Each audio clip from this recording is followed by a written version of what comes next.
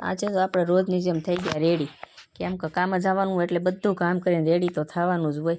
પણ આજે એક ટિફિન નહીં, 2 ટિફિન બાંધવાના હતા. ટિફિન બાંધવાની તૈયારીમાં અમે પડ્યા હતા, કેમ કે ટાઈમ થતો તો કામનો, એટલે અમારે બાંધવાના હોય ટિફિન. બીજું ટિફિન એમ હતું કે મારા છોકરાને જવાનું હતું આજે કામે, એટલે પછી આપણે ડબલ ટિફિન બાંધવાના હતા, એક મારું અને એક એનું.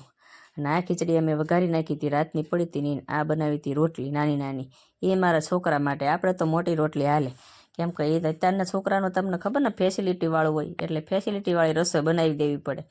પછી ભરવા મળ્યા અમે ટિફિન ભરીને પછી આ નાખી દીધી અમે ખીચડી, અને ટિફિન બાંધીને પછી અમે વયા ગયા કામ ઉપર. કામ ઉપર જઈને આપણે જે કરવાનું હતું તો કરવાનું જ હોય કામ, પણ આ પહેલાં અમારું કામ જે હોય ને એ અમે કરી દેવા ખીચકોલા માટે અને અમારા કૂતરા માટે. પણ હું નાખતી હતી ને રોટલાની, ત્યાં હામો આવી ગયો. આવીને મને કે હવે તમે જલ્દી નાખીને આ બાજુ આવો તો હું ખાવા જાઉં. મેં કીધું હા લે તું ખાઈ લે. અને પછી અમે લાવ્યા હતા આ રોલ અને ઇડલી. આ એટલું હું સવારમાં લાવું, અને બબલા બધા મારા છોકરા મને દેવા આવે ભાગના પડેકા. પછી મેં જઈને આ મૂકી દીધું કેન્ટીનમાં, અને પછી કરવાનું તો કામ. અમારા સાહેબ કે મીનાબેન આજે ખડ કાઢવાનું છે, આજે અમારે પાછો ખડ કાઢવાનો વારો હતો, એટલે અમે કાઢવા માંડ્યા ખડ. ખડ કાઢતા કાઢતા અમારો સમય થઈ ગયો બપોરનો, કેમ કે અમારે બપોરે જ કેન્ટીન ખોલવાનું, ને અમે ખોલી નાખ્યું કેન્ટીન. તો કેન્ટીન ખોલીને તો આ બધા પડેકા હતા ને મારો છોકરો મને દેવા આવ્યો હતો, એ નાનો, મોટો વયો ગયો તો કામે. અને પછી આ બધા પડેકા અમે ગોઠવી દીધા, અને પછી અમે આવીને અમારા ટેબલ ઉપર બેસી ગયા. કેમ કે છોકરીઓ મને એમ કહેતી હતું માસી હવે તમે જલ્દી કેન્ટીનમાંથી નીકળો ને તો અમારે ભાગ લેવો છે. મેં કીધું હું જ્યારે ખડ કાઢતી હતી ત્યારે તમે ઇડલી બધા લઈ ગયા.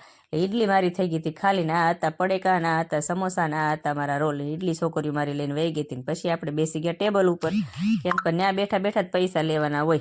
છોકરીઓ બધી ભાગ લઈને મારી આગળ આવે. પછી અમારે પૂરો થઈ ગયો એ લોકોનો રિસેસ, ને અમે વયા ગયા ઉપર જમવા ગયા ને. તો આવું અમારું ખાવાનું હતું. કાંઈક સેવ ટમેટાનું શાક મારું હતું, રીંગણા બટેટાનું શાક જે બેન મારી આરે આવે એનું હતું, ને આ ભૂંગળા ની લાવ્યા હતા પૌવા, ને હું લઈ ગઈ હતી વઘારેલી ખીચડી. પછી જમીન અમારે થઈ ગયો કામનો સમય, એટલે અમે પાછા વયા ગયા કામ કરવા. કેમ કે કામ કર્યા વગર તો છૂટકો જ નથી, એટલે બપોર પછી પાછા લાગી ગયા કામે. અને જો આ બીજું ખડ રહ્યું ને અમારે આ ખડ કાઢવાનું હતું હાનના. તો સાહેબ કે હાનના અહીંથી થોડુંક ખડ કાઢી લો. ને પછી અમે એ ખડ કાઢીને અમારે ઘરે આવવાનો ટાઈમ થઈ ગયો, એટલે અમે વહી આવ્યા ઘરે.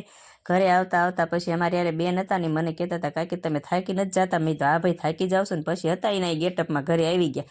અને પછી આપણે તો આ બધું કામ કરી અને થઈ ગયા હતા નવરાન. કરવાનો તો બાજરો સાફ, પણ આ રૂમાલ વાળવાના રહી ગયા હતા, કેમ કે એ મારે રોટલીના ગવણા હતા, સવારમાં ધોઈને ગઈ હતી.